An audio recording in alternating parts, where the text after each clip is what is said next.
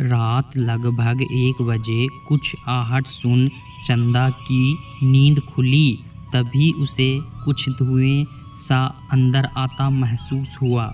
उसने light on किया और दरवाज़ा खोला तो सासू माँ के कमरे से उठते हुए धुएं को देखकर घबरा गई।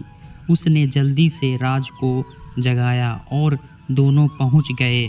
सासू माँ के कमरे में सामने का नज़ारा देख उसके होश उड़ गए। राज को भी समझ ना आ रहा था कि ये सब क्या हो रहा है। दोनों बस भौचक्के से देखे जा रहे थे। सुमिता जी एक पात्र में जाने क्या धुनी सुलगाए मंत्र बोले जा रही थी। ये सब क्या है माँ? चंदा और राज को वहाँ देखकर सुमिता जी चौंक गई, लेकिन फिर उठकर पास आती हुई एक तिरछी नज़र चंदा पर डालते हुए राज से बोली, बेटा ये जादू टोना करती है। इसने तुझ पर वशीकरण जादू किया हुआ है। इसने तुझे अपने बस में कर लिया है। तुझे अपने इशारों पर नचाती है। माँ बंद करो ये सब अंधविश्वास। मैं नहीं मानता ये सब, और मैं किसी के इशारे पर नहीं नाचता। जो मुझे सही लगता है मैं वो ही करता हूँ। राज को बोली, तू बहुत भोला है बेटा। तेरे सीधेपन का इसने गलत फ़ायदा उठाया है।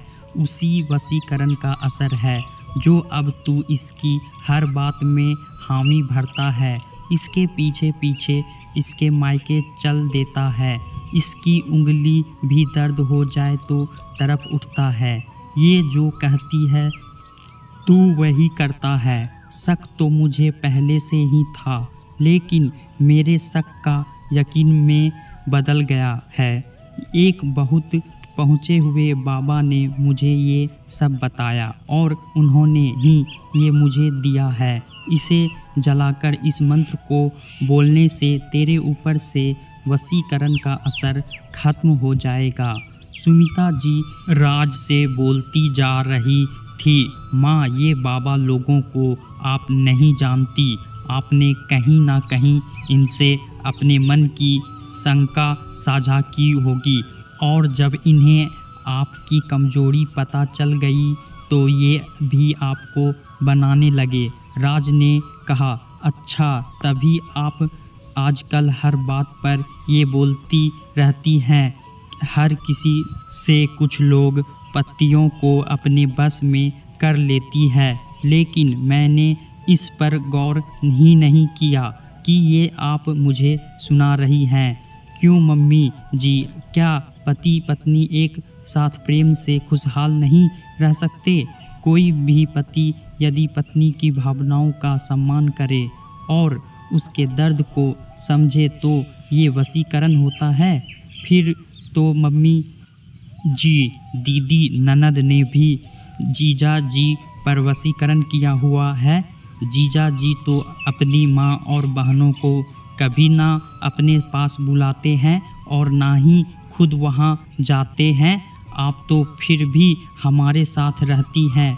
चंदा बोली, माँ क्या मैं सिर्फ चंदा की बात मानता हूँ? माँ क्या मैं आपकी बात नहीं मानता? क्या मैं खाली समय में आपके पास नहीं बैठता? आपकी हाल नहीं जानता? राज ने अपनी माँ सुमिता जी से सवाल किया तो वो सर झुका हिचकिचाते हुए बोली, मानता है बेटा, पर बहू के साथ किचन में और हर जगह तेरा उसके पीछे पीछे लगना, बार बार उसके मायके जाना, यही शायद मुझे असुरक्षित महसूस कर गया। सुमिता जी ने कहा, ओह माँ, चंदा प्रेग्नेंट है। उसे अभी मेरी सबसे ज़्यादा ज़रूरत है। उसे खुश रखने की ज़रूरत है, और मैं अपनी जिम्मेदारी जितना चंदा के प्रति निभा रहा हूँ उतना ही आपके प्रति भी तो निभा रहा हूँ। राज ने कहा, मम्मी जी, यदि किसी को प्यार से नहीं जीता जा सकता तो किसी भी मंत्र तंत्र या वशीकरण से नहीं जीता जा सकता। किसी को जीतने के लिए प्रेम से बड़ी कोई ताकत नहीं हो सकती। मम्मी जी और मैं कभी इन अंधविश्वासों और आडंबरों को नहीं मानती, चंदा ने कहा। सुमिता जी को अब शर्मिंदगी महसूस हो रही थी। दोस्तों, कहानी कैसी लगी हमें कमेंट बॉक्स में ज़रूर बताएं और वीडियो अच्छा लगा हो तो चैनल को लाइक सब्सक्राइब करना ना भूलें। धन्यवाद।